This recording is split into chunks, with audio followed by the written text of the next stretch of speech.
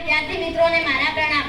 આજે હું આપની સમક્ષ ગુરુ પૂર્ણિમા વિશે બે શબ્દ રજૂ કરીશ। આશા છે આપ સૌ શાંતિથી મારી વાતને સાંભળશો। ગુરુ બ્રહ્મા ગુરુ વિષ્ણુ ગુરુદેવ મહેશ્વર ગુરુ સાક્ષાત પરબ્રહ્મ તસ્મૈ શ્રી ગુરુદેવ નમઃ। અષાઢ મહિનાની પૂર્ણિમાને ગુરુ પૂર્ણિમા તરીકે ઉજવવામાં આવે છે। ગુરુ એટલે જીવનના અંધકારમાંથી જ્ઞાનરૂપી પ્રકાશ તરફ લઈ જનાર।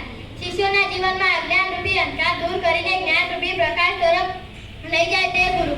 ગુરુએ દીપકની જેમ જાતે જલીને શિષ્યોના જીવનમાં પ્રકાશ પાથરે છે।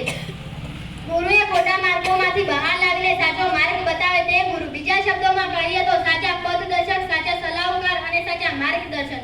ગુરુએ શું છે? ગુરુએ દરેક સવાલનો જવાબ છે। ગુરુએ દરેક મુશ્કેલીની યુક્તિ છે। ગુરુએ જ્ઞાનનો ભંડાર છે। ગુરુએ માર્ગદર્શન છે। ગુરુએ અનુભૂતિ છે। ગુરુએ પ્રેમ છે। ગુરુએ આપણા જીવનનો ચમત્કાર છે। ગુરુ એક મિત્ર છે।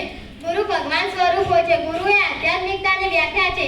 ધન્ય છે તે લોકોને જે ગુરુની સાથે સંપર્કમાં રહે છે અને તેમની સાનિધ્યમાં જીવનનું થોડું જ્ઞાન અને શિક્ષણ પ્રાપ્ત કરવાની તક મળે છે। આખી ધરતીને કાગળ કરું બની બંધરાયેલી લેખની, સાત સમુદ્રની શાહી કરું, ગુરુ તણા ગુણ ન લખી શકાય।